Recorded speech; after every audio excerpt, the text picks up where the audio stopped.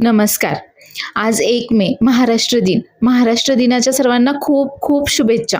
आणि आजचा भाग देखील खरंच खूप छान दाखवलाय.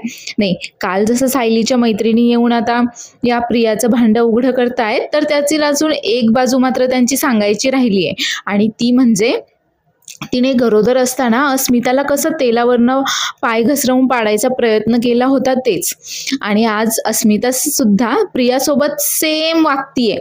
त्यामुळे भाग पाहायला मजा येणार आहे. त्यामुळे एपिसोड शेवटपर्यंत पाहायला विसरू नका आणि चॅनेलला लाईक, शेअर आणि सबस्क्राईब करायला देखील विसरू नका.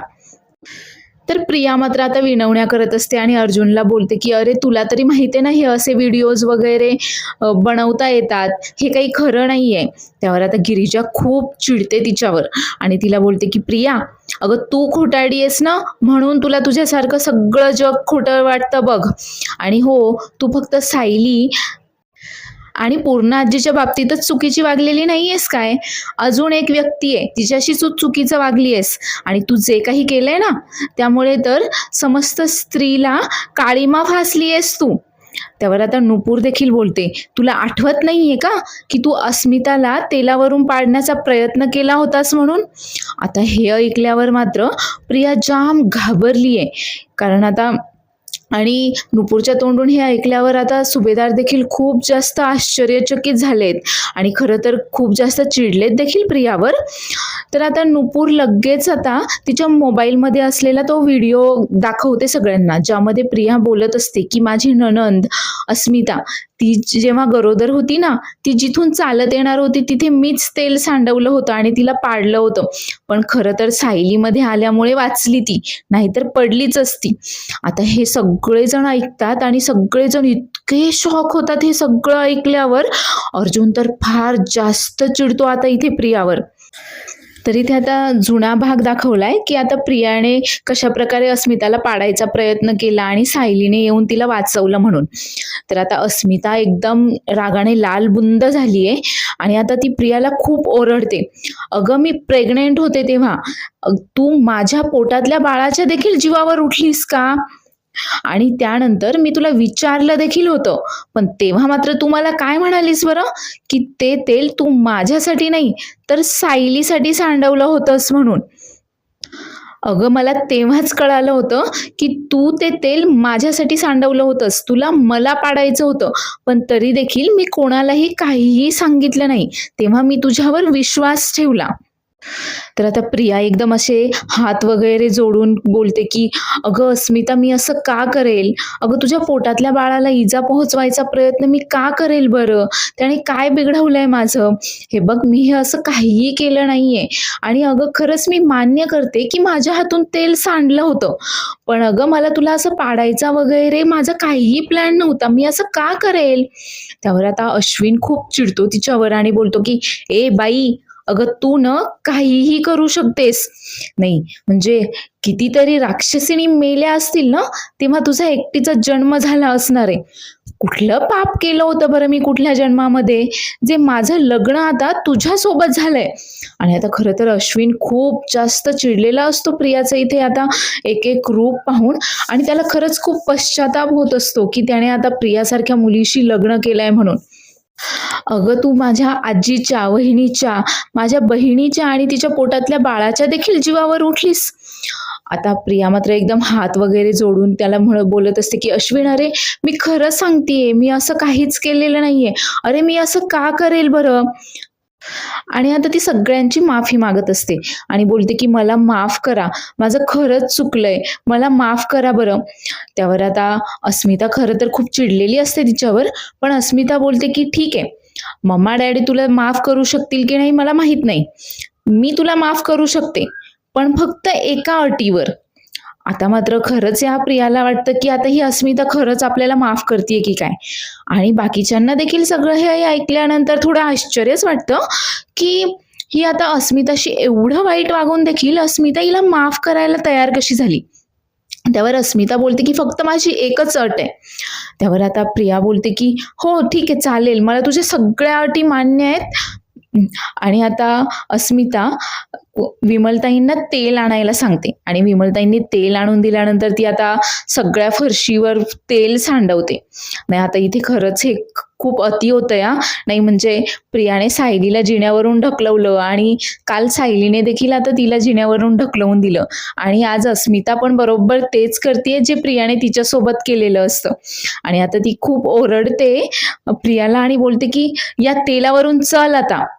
त्याच्यावर आता प्रिया खरं तर खूप घाबरलेली असते का, कारण आता तिला माहिती आहे की त्या तेलावरनं चालल्यानंतर आपण पडणार आहे. त्यामुळे आता ती मात्र थोडीशी म्हणजे काही नकोच बोलत असते त्या तेलावरनं चालायला. पण अस्मिता मात्र खूप ओरडते तिला की प्रिया चल त्या तेलावरनं. आणि आता मात्र प्रियाचा नाईलाज झालाय आणि प्रिया आता त्या फरशीवर सांडलेल्या तेलावरनं चालायला लागते आणि बदकन खाली पडते. चांगलं कंबरडच मोडते तिचं. आता तिची ही फजिती पाहून सगळेच जण मस्त हसत असतात.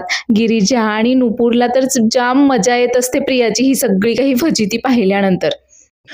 तर गिरिजा तिला बोलते, प्रिया अगं कल्पना मावशी, प्रताप काका सगळेजण तुझ्यावर किती प्रेम करतात आणि तू त्यांच्याशी हे असं वागलीस.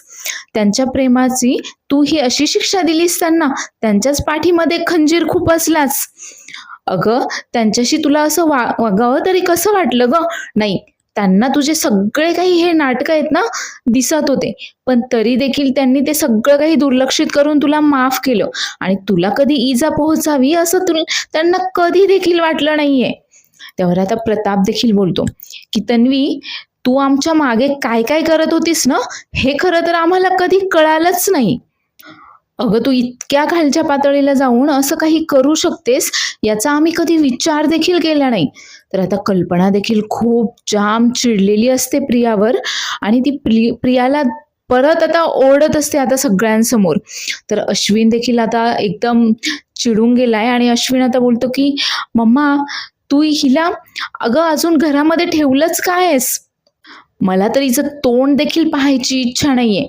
पण प्रिया मात्र आता हात जोडून आता परत अश्विनची मनधरणी करायचा प्रयत्न करत असते आणि त्याला बोलते की अश्विन अश्विन अरे तू तरी असं करू नकोस रे, तू एकच तर माझा आधार आहेस. असं बोलून आता तिला असं वाटतं की ती नेहमीप्रमाणे आता अश्विनला घोळात घेऊ शकेल. पण मात्र खरं तर तिचा सगळा प्लॅन फ्लॉप होतोय, कारण अश्विन देखील आता तिच्यावर अजिबातही दया दाखवत नाहीये. त्यावर सायली बोलते की हो ना, तुझा एक आधार होता, आता मात्र तुझा कोणीही आधार नाहीये. तेवढ्यातच आता अर्जुन देखील खूप जाम चिडलाय आणि बोलतो की मम्मा अगं हिला तर आपल्या घरामध्ये यायला देखील अलाव नाहीये आणि ही इतका वेळची आपल्या घरामध्ये काय करतीये बरं. तिला लवकरात लवकर घरातून बाहेर काढ बरं. आता प्रिया मात्र परत नाटक करायला सुरुवात करते आणि हात वगैरे जोडते आणि बोलते की असं असं नका करू माझ्यासोबत. मी कुठे जाऊ, मी मी बाहेर राहू का त्या चिखलामध्ये. सुभेदारांच्या घरची सून ही अशी बाहेर गार्डनमध्ये चिखलामध्ये राहिली तर सुभेदारांची अब्रू नाही का जाणार. प्लीज असं करू नका, प्लीज मला घरामध्ये ठेवून घ्या. आणि आता ती परत घरामध्ये शिरण्यासाठी आता विनवण्या करत असते सगळ्यांना, पण खरं तर कोणीही तिचं काही एक ऐकून घेत नाही. आणि आता कल्पना सायलीकडे पाहते आणि सायली कल्पनाला खुणावते. त्यानंतर कल्पना बोलते की चल उठ इथून आणि तिला हाताला धरून उठवते आणि स्टोर रूमच्या दिशेने घेऊन जाते. तर आता इकडे अश्विन, अर्जुन आणि अस्मिता सगळे ओरडत असतात की मम्मा अगं तिला घराच्या बाहेर काढ, तिकडे कुठे घेऊन चालली आहेस बरं तिला. आता कोणालाच काही कळत नाही खरं तर कल्पनाचं नक्की काय चाललंय आणि ते कल्पनाला सांगत असतात की तिला घराच्या बाहेर काढ, हिला घरामध्ये परत कुठे घेऊन चालली आहेस. तर कल्पना तिला हाताला ओढत ओढतच आता स्टोर रूमच्या दिशेने घेऊन जाते आणि स्टोर रूम मध्ये बंद करते आणि तिला बोलते की हीच तुझी लायकी आहे, आजपासून ना तू इथेच राहायचं. नाही तुला काय समजायचं ते समज, म्हणजे मला तुझ्यावर दया आलीये की मी तुझ्यावर उपकार करतीये, तुला यातलं हवं ते समज, पण तुझी जागा मात्र इथेच आहे, आजपासून तू इथेच राहणार आहे. तर आता तन्वी मात्र डायरेक्ट आता हक्काच्या भाषा करायला लागते. नाही बोलते की मी नाही राहू शकते इथे, मी इथं कसं राहू बरं. आणि तसंही तुमच्या सगळ्यांचा या घरावर जेवढा हक्क आहे ना तेवढाच माझा देखील या घरावर हक्क आहे. सून आहे मी या घरची. आता अर्जुन चिडतो आणि बोलतो की तू जर हक्काच्या गोष्टी करणार असशील ना, तर मला देखील मग कायद्याची भाषा बोलावी लागेल. चालेल का तुला? आता मात्र प्रियाचं तोंड बंद होतं. तर प्रताप देखील तिला बोलतो की तुझं नशीब समज. तुझ्या सासूला तुझ्यावर दया आली आहे आणि तुला इथे ठेवून घेतलंय. नाहीतर तुला आम्ही तर केव्हाच घराबाहेर हाकलवून दिलं असतं. तर कल्पना देखील आता प्रियाला बोलते, तुला जर इथे नीट राहता येत असेल ना, तर राहा. आणि तुला जर ते मान्य नसेल ना, तर मग घराच्या बाहेर निघ. कारण तुला तर आम्ही कोणीही घरामध्ये राहून देणारच नाही आहोत. आता मात्र प्रिया हात जोडते आणि बोलते की नको, राहील मी इथे. मला इथेच राहू द्या म्हणून. मी कुठे जाणार बरं? तेवढ्यातच आता नुपूर तिला बोलते की प्रिया, अगं इतकी प्रेम करणारी माणसं मिळाली होती तुला, पण तुला मात्र काही ती टिकवता आली नाही. तुझं म्हणजे कसं आहे ना, की जी माणसं तुझ्यावर प्रेम करतात, बरोबर त्यांच्याच पाठीमध्ये तू खंजीर खूप असतेस. आणि ज्या माणसांपासून तुला फायदा आहे, बरोबर त्यांच्याशी जवळीक साधतेस तू. तर आता प्रिया खरं तर तिथून उठून बाहेर यायचा प्रयत्न करत असते सगळ्यांसमोर. पण कल्पना मात्र तिला जाम ओरडते आणि बोलते की इथेच बसायचंयस, इथेच राहायचंयस तू आजपासून. आणि तुझं ना जे काही जेवण वगैरे ते तुझं तुझं तू पाहून घ्यायचं. तुला आमच्या घरामधून काही एक मिळणार नाहीये. आणि आता सगळेजण तिथून निघून जातात आणि कल्पना मात्र आता त्या स्टोर रूमचं दार बंद करून घेते. तर बाहेर आल्यावर आता अश्विन बोलतो की हिला ना आताच राहू दे मम्मा. नाही खरंच, मी या मुलीचा वावर ना घरामध्ये सहन करूच शकत नाहीये. त्यावर आता सायली बोलते की ती आतच राहणार आहे आणि आपण तिला कोणीही बाहेर येऊ देणार आहोत नाही आहोत. आणि सायली आता गिरिजा आणि नुपूरकडे येते आणि आता त्या दोघींचेही आभार मानते आणि बोलते की तुम्ही दोघी जर आला नसतात ना, तर खरं तर हे सगळं शक्यच नव्हतं. हे सगळं तुमच्यामुळे शक्य झालंय. त्यावर अर्जुन देखील बोलतो की हो नुपूर, बरं झालं तुला ऐन वेळेला तो व्हिडिओ शूट करायचं लक्षात आलं. नाहीतर आपल्याकडे तिच्या विरोधामध्ये काही एक पुरावे नसते आणि तिने या सगळ्या काही गोष्टी मान्य देखील केल्या नसत्या. त्यावर आता नुपूर बोलते, मी फक्त छोटंसं काम केलंय रे. आता नुपूर आणि गिरिजा जायला निघतात, पण त्या बोलतात की आणि हो, पण आता आम्ही निघतो, पण मग प्रियाला तिच्या कुठल्या पापासाठी कुठली शिक्षा मिळाली आहे हे मात्र आम्हाला कळायला हवंय हं. आणि आता सगळ्यांचा निरोप घेऊन त्या निघून जातात.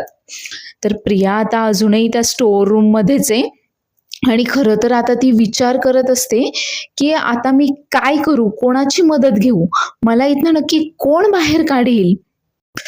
एकटा अश्विन होता या घरामध्ये की ज्याच्या जीवावर मी या सगळ्या घरावर राज्य करत होते, पण आता तर तोही माझ्या हातातून निसटलाय.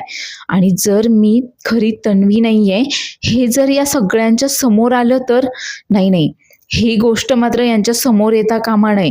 मला या सगळ्यातून लवकरात लवकर बाहेर पडायला हवंय, पण कोण करेल बरं माझी मदत? आणि आता ती स्वतःशीच बडबडत असते आणि तेवढ्यातच तिला सुचतं आणि ती बोलते की अर्धा मेंदू. नाही, तसंही ती अजूनही मला तिची मुलगीच समजते आणि तसंही तिचं तिच्या मुलीवर जास्तच प्रेम आहे. तिला घोळात घ्यायलाच हवंय. आणि ती लगेच आता प्रतिमाला फोन करते. तर प्रतिमा आणि सुमन आता सोबतच बसलेले असतात भाजी निवडत तिथे. तर तिचा फोन आल्यावर प्रतिमा ही फोन स्पीकरवर टाकते आणि फोन उचलते. तर तन्वी आता लगेच बोलायला सुरुवात करते, आई कशी आहेस ग तू? अगं मला तुझी खूप आठवण येतेय. आणि खरं तर हे ऐकल्यानंतर सुमन आणि प्रतिमा दोघेही आश्चर्यचकितच होतात की आज कुठून दिवस उगवलाय नक्की, हिला आठवण आली आहे. आणि आता प्रिया पुढे नाटक करत बोलते की अगं मला ना स्वप्न पडलं ग रात्री, तू माझ्यापासून दूर जात होतीस आणि मी तुला आवाज देत होते की आई थांब म्हणून, पण तू थांबलीच नाहीस. मला प्रॉमिस कर की तू मला असं सोडून कधीही जाणार नाही, नाही जाणार ना मला सोडून, नेहमी माझ्या सोबत राहशील ना ग तू? त्यावर आता प्रतिमालाही खरं तर कळत नाही की हिला हे असं स्वप्न वगैरे काय पडलंय, नक्कीच काय चाललंय तरी काय.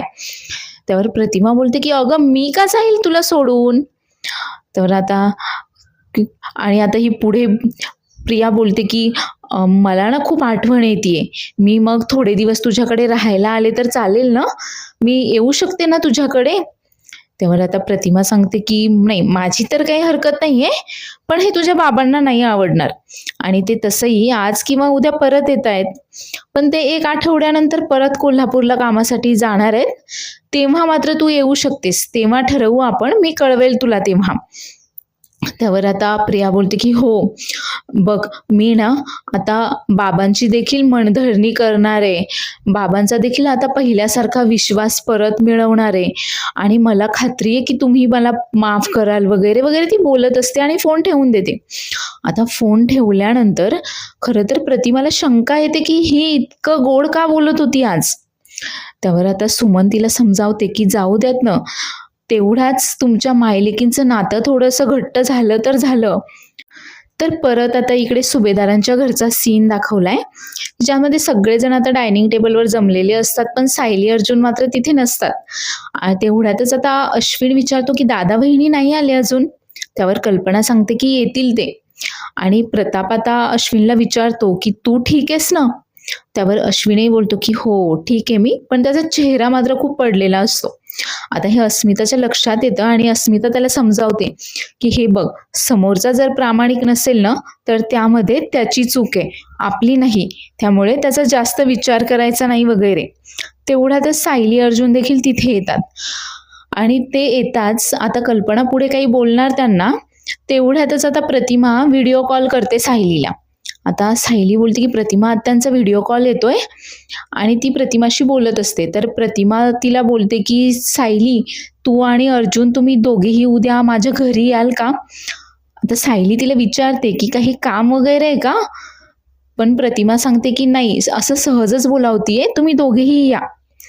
आता सगळेजण ऐकत असतात, तर कल्पना तिच्याकडनं फोन घेते बोलण्यासाठी आणि प्रतिमाला बोलते की प्रतिमा, अगं मी सगळं काही ऐकलंय, पण खरं तर ना हे सगळं काही झाल्यानंतर सायली आणि अर्जुनला मी असं एकटं बाहेर नाही देऊ शकत ग. पण मी उद्या त्यांच्यासाठी मंदिरामध्ये अभिषेक ठेवलाय, तर तू पण नक्की ये म्हणून.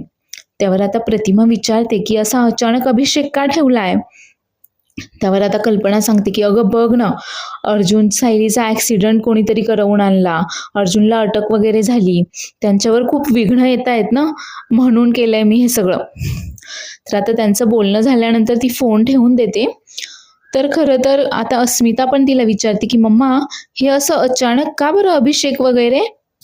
त्यावर आता कल्पना सांगते की अगं असं अचानक नाही, माझं आधीच ठरलं होतं आणि हो, जास्त काही वेळ लागणार नाहीये, संध्याकाळच्या आधी आम्ही सगळेजण परत येऊ. आणि ती अर्जुन सायलीला देखील सांगते की तुम्ही एक काम करा, तुम्ही प्रतिमाकडे जाऊन या, पण नक्की या अभिषेकाला. त्यावर आता प्रताप बोलतो की अगं पण ते तर नसणार आहेत आणि त्यांच्यासाठी ठेवलेला अभिषेक कसा होईल बरं? त्यावर कल्पना बोलते की अहो, अभिषेकाला आपणच बसणार आहोत, पण त्यांच्यासाठी ठेवलाय, त्यामुळे ते तिथे हजर राहणं गरजेचं आहे. त्यावर आता अर्जुन आणि सायली देखील सांगतात की ते देखील आता अभिषेकासाठी वेळेमध्ये पोहोचतील म्हणून. तर तेवढ्यातच आता विमल काही सामानाच्या पिशव्या घेऊन येते आणि बोलते की वहिनी, तुम्ही सांगितलं होतं ना तेवढं सगळं काही सामान आणलंय मी. तेवढ्यात आता अस्मिता विचारते, मम्मा अगं हे सगळं सामान कशासाठी बरं? त्यावर कल्पना सांगते की हे सगळं ना तन्वीसाठी आहे. आणि हे बघ, जोपर्यंत ती आता तिथे आहे ना स्टोअररूममध्ये, तिला आपल्या घरातलं काहीही मिळणार नाहीये. तिच्या जेवणाची वगैरे सगळी काही व्यवस्था तिनेच करायची आहे, म्हणून आहे हे सगळं काही. त्यावर आता अस्मिता विचारते, अगं मम्मा तुझं नक्की चाललंय तरी काय? त्यावर कल्पना सांगते की हे बघ, मी फक्त तेच केलं जे मला सायली अर्जुनने सांगितलं होतं. तर आता परत एकदा जेलमधला सीन दाखवलाय, ज्यामध्ये नागराज आता महिपतला बोलत असतो की अरे, त्या माणसासोबत तू इतकं प्रेमाने कसं काय वागत होतास बरं? नाही म्हणजे महिपतला नक्की झालंय तरी काय? की त्याने तुझ्या कानाखाली मारली तरी तू शांत होतास? त्यावर आता महिपत त्याला बोलतो की काय आहे ना, काय मला आता सगळं काही सोडून द्यायचंय. हे भांडणं, मारामाऱ्या काही ठेवलेलं नाहीये याच्यामध्ये. पहा बरं, आता जेलमधला एक माणूस चांगला वागला म्हणून त्याला सोडून देत आहेत. मग तो दुसरा मी असलो तर त्याला काय झालं बरं? मला ना आता फक्त इथून बाहेर पडायचंय आणि साक्षीसोबत निवांत आयुष्य जगायचंय. त्यावर आता नागराज त्याला बोलतो की अरे पण तो सचिन तुला बाहेर काढतोच आहे ना, मग तुझं हे सगळं काय चाललंय? त्यावर आता महिपत त्याला समजावतो, की "हे बघ, मला आता हे भांडणं, मारामाऱ्या सगळं काही सोडून द्यायचंय आणि आता चांगल्या मार्गाने जायचं ठरवलंय मी." पण आता नागराज मात्र मनातल्या मनात विचार करत असतो, की हे असं धोकादायक आहे माझ्यासाठी. असं झालं तर हा सुटून जाईन आणि मी मात्र जेलमध्येच राहील. नाही, नाही, याला वेळीच सावरायला हवंय. तर परत एकदा इकडे आता प्रियाचा सीन दाखवलाय. आता विमलताई तिला ते कल्पनाने दिलेलं सगळं काही सामान आणून देतात प्रियाला. आता प्रियाला खूप छान वाटतं हां, ती सगळ्या लगेच पिशव्या वगैरे उघडून पाहते. तर एका पिशवीमध्ये तिचे कपडे वगैरे असतात आणि दुसऱ्या पिशवीमध्ये ती पाहते तर काय त्यामध्ये थोडं-थोडं सामान पुड्या बांधून वगैरे दिलेलं असतं आणि एक स्टोव्ह पण असतो. त्यावर आता प्रिया बोलते, की "हे काय?" त्यावर विमलताई तिला सांगतात, की "हे वहिनींनी दिलंय आणि त्यांनी सांगितलंय, की हे आजच्या पुरतंच सामान आहे. तुम्हाला घरातून काहीही मिळणार नाहीये. इथून पुढचं मात्र तुमचं तुम्ही पाहून घ्यायचंय सगळं काही." आणि आता त्या निघून जातात. आता प्रिया मात्र तिथे सगळ्या पुड्या वगैरे उघडून पाहते आणि खरं तर कल्पनाला नावं ठेवत असते, की "या कल्पीचं काय डोकं-बिकं फिरलंय की काय? इथे आधीच एवढी भूक लागलीये आणि हिने काय ह्या पुड्या बांधून अशी मुठभर तांदूळ, डाळ वगैरे दिलंय बरं मला." आणि आता ती खरं तर भूक लागलेली असल्यामुळे स्टोव्ह वगैरे पेटवून आता स्वयंपाकाला लागलेली असते. तर तिची ही सगळी काही फजिती सायली आणि अर्जुन दोघेही आता खिडकीतनं पाहत असतात. त्यावर आता सायली बोलते, की "हिची काय अवस्था झालीये पहा." त्यावर अर्जुन बोलतो, की "येणाऱ्या दिवसांमध्ये ना हिची अजून वाईट अवस्था होणार आहे. कोणाला तोंड दाखवायच्या देखील लायकीची राहणार नाहीये ही." तर आता इथे प्रियाची चांगलीच फजिती दाखवली आहे. तर पुढील भागामध्ये आपण पाहणार आहोत, की सायली आता प्रतिमाला भेटायला गेलेली असते आणि ती आता तिच्या अजून 2 मैत्रिणींना फोन करते. तर एक तिची मैत्रीण आहे सखी आणि या दुसऱ्या मैत्रिणीचं नाव काही मला माहीत नाहीये. तुम्हाला माहीत असेल तर मला नक्की सांगा. तर आता सायली त्यांना फोन करते आणि सांगते, की प्रतिमा त्यांना संशय येतोय, की ही नक्की प्रिया नक्की त्यांचीच मुलगी आहे की नाही आणि त्यासाठी आपल्याला खात्री करवून घ्यायची आहे आणि मला तुमच्या दोघींचीही मदत हवी आहे. तर आता पुढे सायलीचा काय प्लॅन आहे ती सायली या दोघींनाही सांगते आणि या दोघी देखील अगदी मनापासून तयार होतात सायलीची मदत करायला. तर आता सायलीच्या प्लॅनप्रमाणे त्यांनी आग लावलेली असते आणि त्या प्रियाला तिथे घेऊन येतात आणि बोलतात, की "प्रतिमा आत्या आत अडकल्या आहेत. तू जा, तू त्यांची मुलगी आहेस ना, जा पटकन त्यांना वाचव." आता मात्र प्रिया जाम घाबरली आहे आणि ती काही प्रतिमाला सोडवायला जात नाही. यावरून आता या दोघींच्या लक्षात आलंय, की ही काही खरी तन्वी नाहीच आहे. तर आजचा एपिसोड आवडला असल्यास चॅनेलला लाईक, शेअर आणि सबस्क्राईब करायला विसरू नका. धन्यवाद.